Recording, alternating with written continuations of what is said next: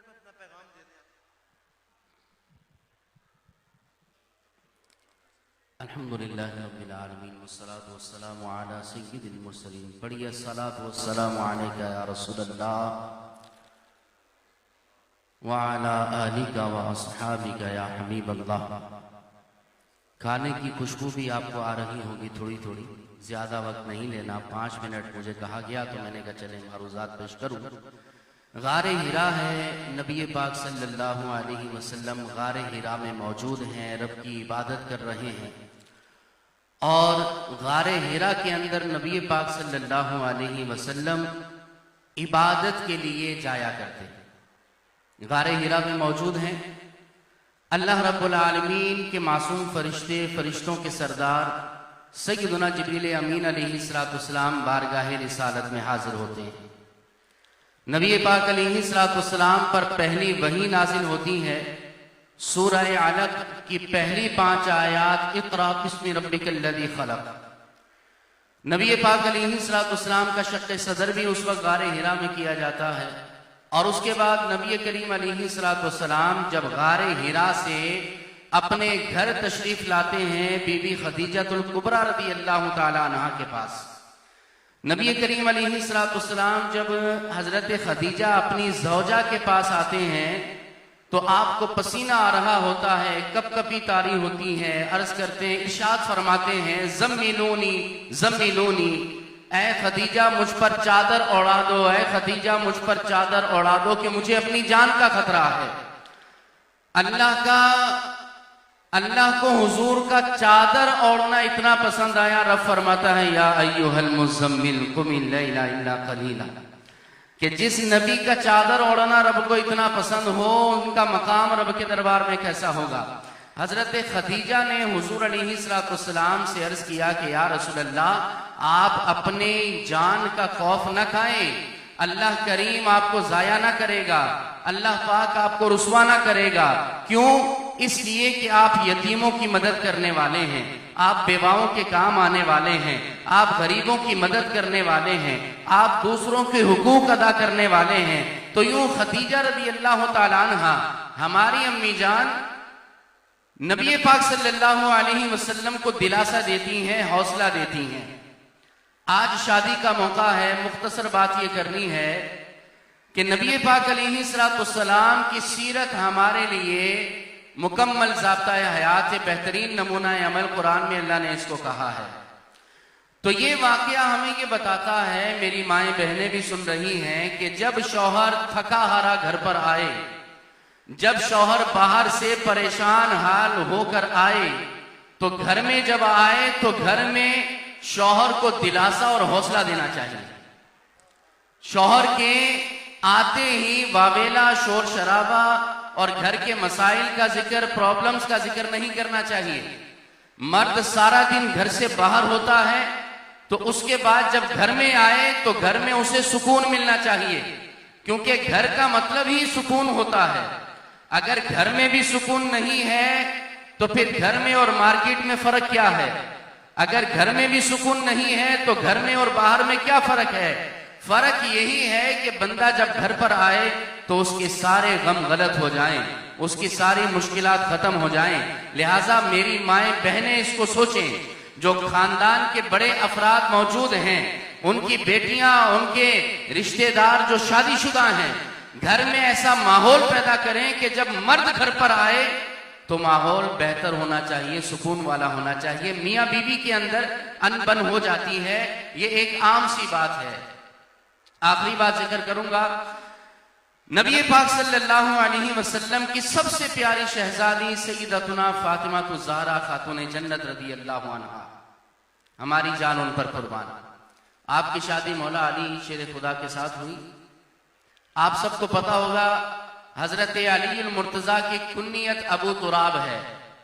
आइए आपको बताता हूं कि कुन्नियत कैसे पड़ी। दोपहर का वक्त है, नबी पाक अलैहिस्सलाम हजरत फातिमा ज़हरा के घर पर तशरीफ ले जाते हैं और घर जाते हैं तो मौला अली घर पर मौजूद नहीं होते। नबी पाक अलैहिस्सलाम ने फरमाया कि मेरे चचा का बेटा कहाँ है, अली कहाँ पर है बताओ। तो हजरत फातिमा रज़ी अल्लाह ताला अन्हा ने अर्ज किया कि या रसूलल्लाह, मेरी उनके साथ कुछ अनबन हो गई, आपस में कुछ बात हो गई, इस वजह से आज दोपहर में कैलूला उन्होंने घर पे नहीं किया, दोपहर में वो घर पे नहीं सोए, बाहर कहीं चले गए हैं, पता नहीं कहां गए हैं।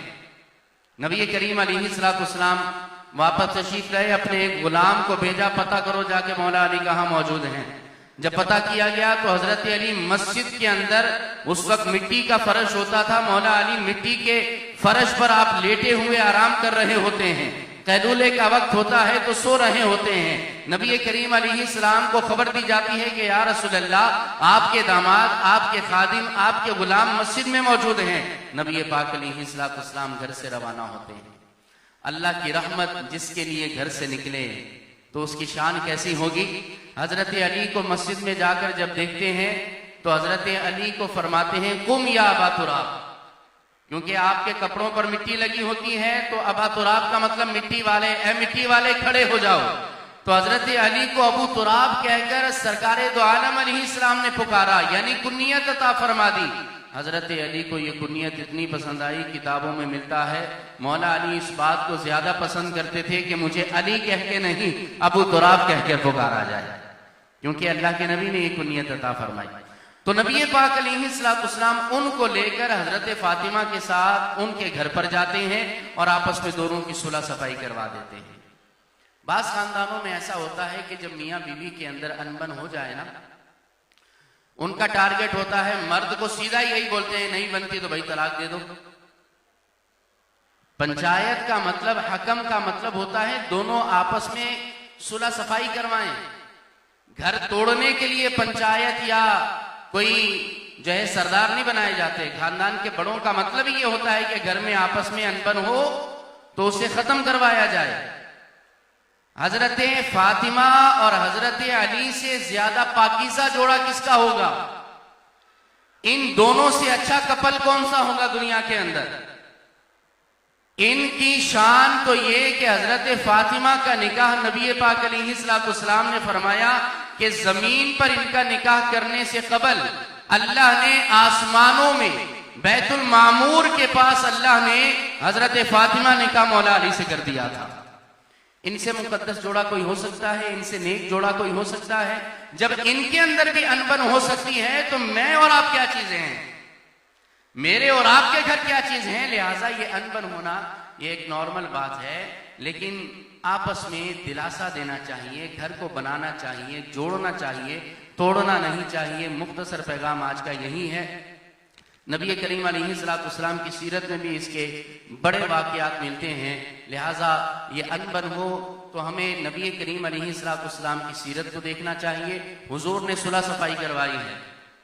अगर मियाँ बीवी आपस में, जैसे हमारे अहमद भाई की नई जिंदगी है और भी लोग मियाँ बीवी बैठे हैं, अगर मियाँ बीवी आपस में ये तय कर लेना कि हमारे घर की बात बाहर नहीं जाएगी, चाहे वो खास तौर पर लड़ाई झगड़े की या आपस में अनबन की, तो बहुत सारे मसले वैसे ही खत्म हो जाते हैं।